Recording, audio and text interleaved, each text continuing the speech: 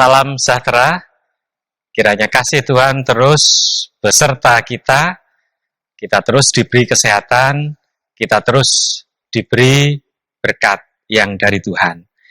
Anak-anak, Bapak Ibu, saudara-saudara yang dikasihi Tuhan, pembacaan Injil kita hari ini dari Injil Matius pasalnya yang ke-9, ayatnya yang ke-35, sampai Injil Matius pasalnya yang ke-10, ayatnya yang ke-8. Tema khotbah hari ini, komunitas yang melakukan firman dan melayani Allah. Anak-anak, Bapak Ibu, saudara-saudara yang kasih Tuhan, apa yang dituturkan dalam bacaan Injil kita hari ini sebetulnya merupakan pengulangan dari apa yang sudah dituturkan di pasalnya yang keempat, ayatnya yang ke-23, dan seterusnya. Di sana, dan juga di bacaan Injil kita hari ini, diceritakan bahwa Tuhan Yesus berkeliling di Galilea dan sekitarnya untuk melakukan 3 hal yang utama dalam kehidupan dan pelayanannya. Yang pertama yaitu mengajar di rumah-rumah ibadah.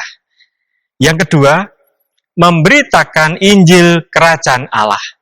Dan yang ketiga, melenyapkan segala penyakit dan kelemahan dari orang-orang yang menjumpai Tuhan Yesus atau yang dijumpai oleh Tuhan Yesus. Hal itu dilakukan oleh Tuhan Yesus atas dasar belas kasihan.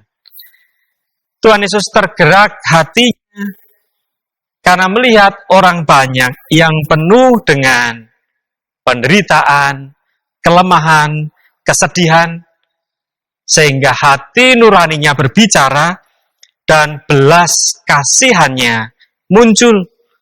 Tuhan Yesus menjumpai mereka, menyapa dan memulihkan mereka semua sebagaimana layaknya seorang sahabat, seorang saudara, dan gembala bagi mereka yang kehilangan panutan, kehilangan figur gembala dalam kehidupan mereka. Anak-anak, Bapak Ibu, saudara-saudara yang dikasihi Tuhan, Tuhan Yesus tidak sekedar bersimpati, tetapi juga berempati. Tuhan Yesus tidak sekedar hanya merasakan kesusahan mereka, penderitaan mereka, tetapi lebih dari itu. Tuhan Yesus mau hadir sebagai sahabat yang baik, saudara yang baik, gembala yang baik, dengan menolong mereka untuk terlepas dari rupa-rupa kesulitan dan penderitaan mereka. Dan itulah yang membuat banyak orang yang berjumpa dengan Tuhan Yesus itu sungguh-sungguh kagum, sungguh-sungguh terpesona. Sehingga ada banyak orang yang mulai mengikut Tuhan Yesus, bahkan meninggalkan rupa-rupa harta milik dan kesibukan mereka. Karya Tuhan yang penuh belas kasih itu juga dilanjutkan dengan kebutuhan untuk merekrut para pelayan yang lain, para murid untuk berkarya bersama.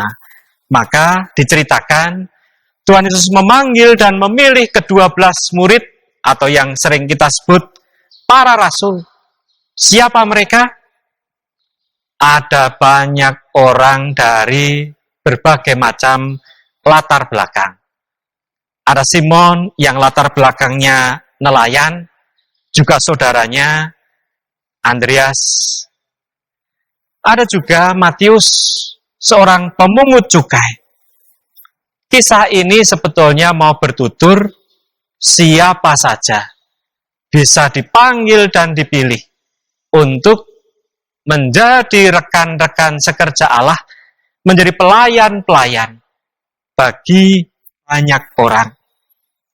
Bapak Ibu, saudara-saudara, anak-anak yang dikasih Tuhan, di pasal 10 diceritakan nama-nama para rasul itu disebut berpasang-pasangan. Demikian dituturkan. Inilah nama ke-12 rasul itu. Pertama, Simon yang disebut Petrus dan Andreas saudaranya. Dan Yakobus anak Zebedius dan Yohanes saudaranya, Filipus dan Bartolomeus, Thomas dan Matius pemungut cukai, Yakobus anak Alfius dan Tadeus, Simon orang Selot, dan Yudas Iskariot yang mengkhianati dia. Penyebutan ini sesungguhnya hendak menggambarkan kita tidak bisa bekerja atau melayani seorang diri. Kita tidak bisa melayani single factor. Melayani mesti bersama-sama. Melayani dalam tim untuk keluhuran dan kemuliaan nama Tuhan. Para murid juga diajak untuk berdoa.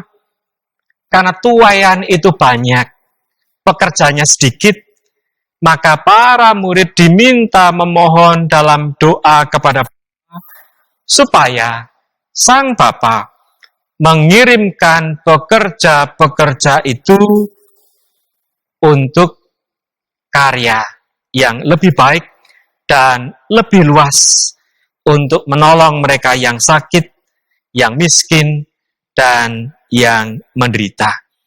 Tentu ketika Tuhan Yesus mengutus para murid pada waktunya, tidak membiarkan para murid bekerja atau berkarya sendiri dengan kemampuan yang sangat terbatas. Tuhan Yesus telah memperlengkapi mereka dengan memberi kuasa dan penyertaannya. Para murid kuasa untuk menyembuhkan dan mengusir roh-roh jahat, untuk berkarya dengan semangat, dengan gigih. Berita pokok yang disampaikan oleh para murid di waktu yang lampau, sekarang, dan yang akan datang tetap sama. Kerajaan Allah sudah dekat. Bertobatlah. Itu pula yang patut ada dalam kehidupan kita. Melalui bacaan Injil hari ini, kita diundang untuk berkarya bersama, melayani bersama. Berkarya dengan belas kasih, berkarya tidak hanya dengan rasa simpati terhadap yang lain yang sedang dalam kondisi terpuruk atau penuh kelemahan, tapi berkarya dengan rasa empati yang mendalam. Tidak dengan kekuatan kita sendiri, tetapi dengan kuasa yang dari Tuhan dan penyertaan Roh Kudus-Nya. Kalau dikala itu Tuhan Yesus mengajar, memberitakan Injil, melenyapkan penyakit dan kelemahan, di era sekarang, 3 hal itu juga bisa kita jumpai dalam karya gereja. Pemberitaan Injil kita lakukan dengan hadirnya rumah-rumah ibadah, gereja-gereja, dan juga rumah-rumah kita. Itulah tempat pemberitaan Injil yang utama. Mengajar, gereja di banyak tempat disertai dengan rupa-rupa sekolah dan tempat untuk membuat orang semakin cerdas dan memiliki masa depan. Dan yang ketiga, melenyapkan segala kelemahan dan penyakit. Di banyak tempat, gereja juga membangun rumah sakit, klinik, balai pengobatan, dan lain sebagainya. Melalui itu semua, Tuhan berkarya. Itu berarti menjadi pelayan Tuhan bukan hanya harus menjadi pendeta, dan sekali lagi Tidak mungkin kita melayani seorang diri. Melayani dalam tim. Para dokter, para perawat, para bidan, para guru, para pengajar, para pendidik. Mereka semua adalah para pekerja, para pelayan, pelayan Kristus, tim pelayan di era sekarang ini. Kalau tema kita hari ini, komunitas yang melakukan firman dan melayani Allah, itu berarti kita diajak untuk kembali bercermin. Sudahkah kita ini menjadi persekutuan yang solid, persekutuan yang baik, yang melakukan firman Tuhan dan melayani Allah melalui sesama di sekitar kita dengan berbelas kasih, dengan berempati, dengan kesediaan untuk terus mengajar dalam rupa-rupa kreativitas, untuk terus memberitakan Injil, apapun keadaan kita, dan melenyapkan penyakit dan kelemahan dengan kuasa yang dari Tuhan. Mari kita terus berkarya, Tuhan memberkati. Amin. Jemaat yang dikasihi Tuhan, mari kita menerima berkat yang dari Tuhan. Tuhan memberkati engkau dan melindungi engkau. Tuhan menyinari engkau dengan wajah-Nya dan memberi engkau kasih karunia. Tuhan mengharapkan wajah-Nya kepadamu dan memberi engkau damai sejahtera. Amin.